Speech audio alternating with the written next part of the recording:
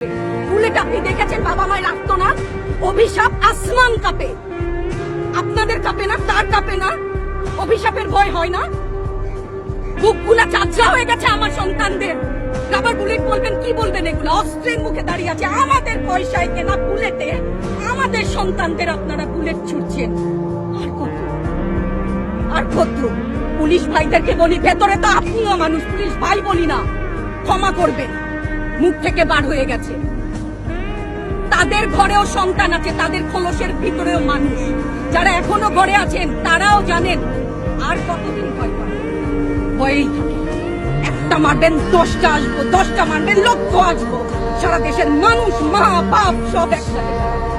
ওদের সন্তানকে মানুষ করার জন্য আমাদের কাছে, শিক্ষকদের কাছে পাঠিয়েছিল। কি জবাব দিব? আমার তো কোনো মুখ নাই, আমি শিক্ষক, আমার ভাষা নাই। তাদের কাছে হাত জোড় করে মাপ চাই, নিরাপত্তা দিতে পারি নাই, নিরাপত্তা দিতে পারি নাই। মনে হয় রাস্তায় শহীদ হয়ে গেলে যদি এই লজ্জা আমার কিছুটা কাটে। ওদেরকে বলবার আমার কিছু নাই।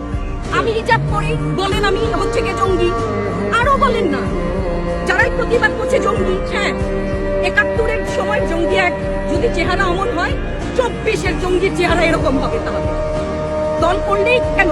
দল করার এটা স্বীকৃতি দিতে হবে, দল করলে ক্ষতি কি? অধিকারই তো চাচ্ছি, সাধারণ মানুষের অধিকার চাচ্ছি,